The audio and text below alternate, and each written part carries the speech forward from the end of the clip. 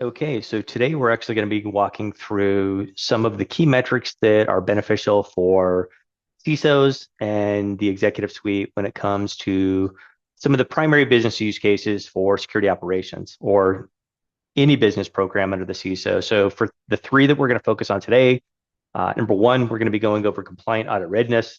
So how do I ensure as an organization what my compliance requirements are? Am I getting the right documentation and evidence being collected so I can be ready and meet those specific frameworks that I may be beholden to as an organization? Secondly, we're then going to cover vulnerable response management. So as an organization and a business, what's my overall coverage around vulnerability and patch management? What's my overall security posture? What's the level of exceptions and SLAs that are being met or required for these different meantime to patch or meantime to remediate? And then finally, we'll finish off with Security Operations Center. So as a Security Operations Center, how do I have visibility into the outcomes that I'm looking to solve for? What are some of the key metrics that we're tracking as an organization, like dwell time, mean time to detect, mean time to remediate, et cetera. So with that, let's start with compliant audit readiness.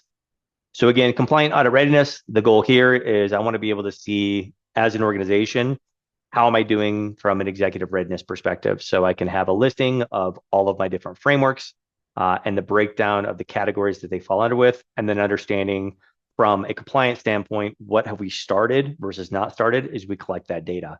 And then, of course, I can have an exact percentage match of for the controls that I'm collecting and the associated evidence, what percentage do I have complete to be either at a high readiness, low readiness, or not even started at that perspective. So again, I can configure this for any frameworks I have to have that visibility.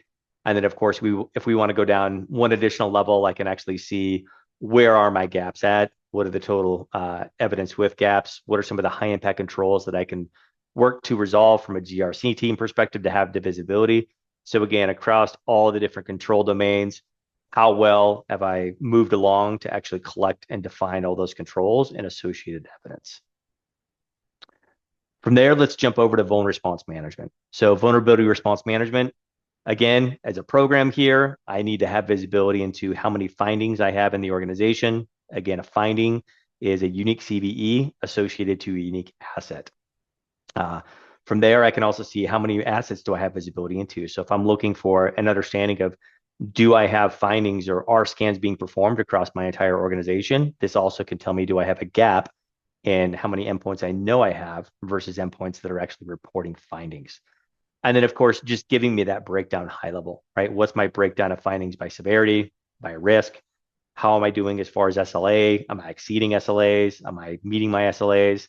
If I have exceptions in place, how many do I have? What are the timelines associated with it?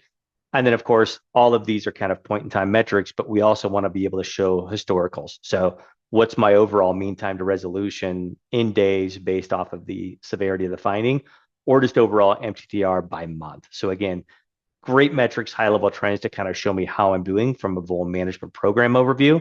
And that's one element there. Last and not least, let's finish up with security operations. So within my security operations, again, there's a lot of key metrics where I want to have visibility into. So first and foremost, we have a Sankey chart, which is showing me high level, what are my ingestion pipelines look like, and what are the outcomes that I'm solving for. So in this case, I can see I got emails, phishing emails, alerts coming in from SIEM and EDR tools.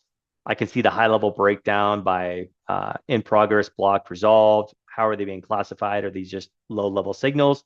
Are these actually being escalated into incidents requiring a lot more triage and investigation? And then, of course, what's that breakdown by severity of those different status types?